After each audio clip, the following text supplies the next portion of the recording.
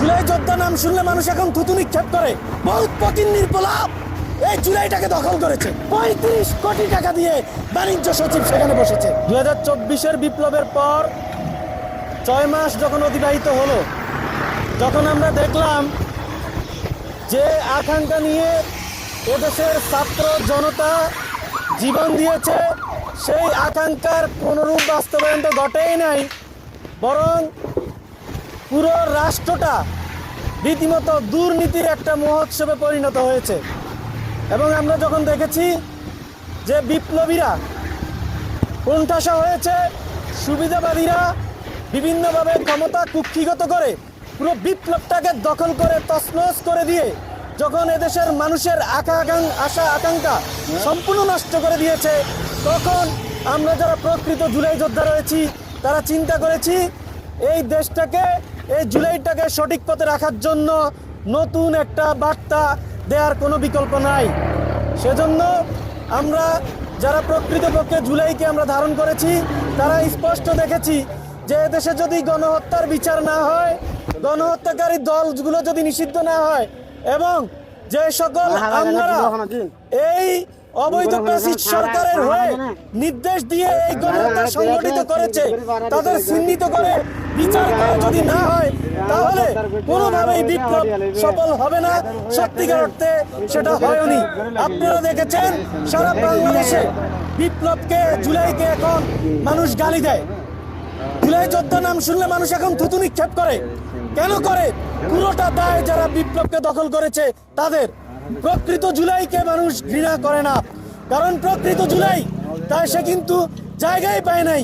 প্রকৃত জুলাই সে কিন্তু আলোচনায় আসতে পারে নাই। যখন জাতিসংঘ থেকে চাপ আসলো সেনাবাহিনীর কাছে যে ছাত্রদের আন্দোলন দমনে সেনাবাহিনী যদি বল প্রয়োগ করে তাহলে তাদের পিস মিশন নিয়ে জাতিসংঘ রিথিং করবে। 1 আগস্ট যখন এই মেসেজ আসলো জাতিসংঘ থেকে, তখন সেনাবাহিনী দেখলো যে কোনোভাবেই আপাকে আর ক্ষমতায় রাখতে তারা পারবে না।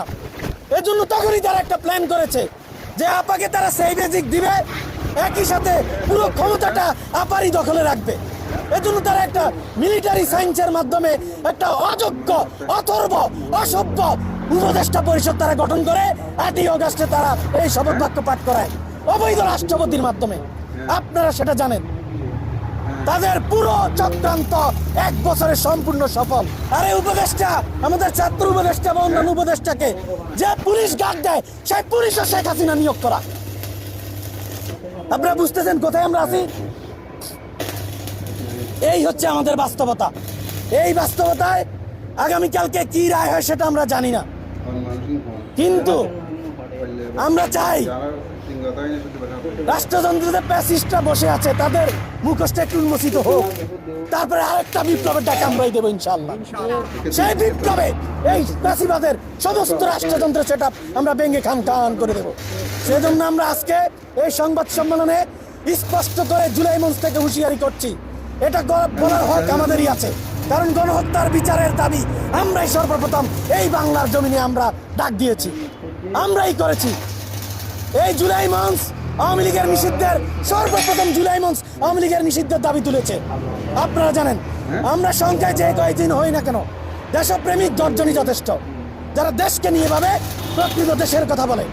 আমার আশেপাশে যে জুলাই যোদ্ধাদেরকে দেখছেন, একজনও রাষ্ট্রের কোনো ধরনের সুবিধাভোগী না, একজন 100 কোটি টাকার মালিক হয় নাই, কিন্তু জুলাই বিক্রি করে অনেক ফকির পোলা শত কোটিপতি হয়েছে।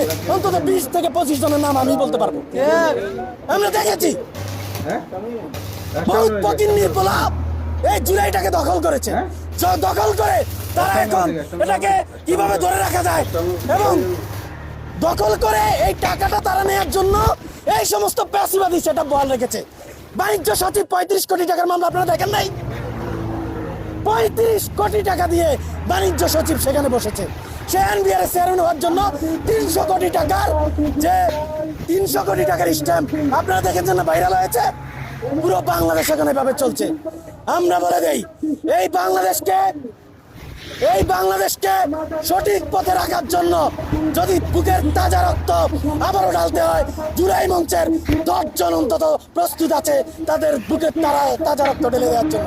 আমরা বলি আগামীকালকের রায় বিচারকরা, আমরা ফাঁসির কথা বলছি না, কিন্তু খুন যেহেতু করেছে খুনের সর্বোচ্চ শাস্তি আপনাদেরকে দিতেই হবে।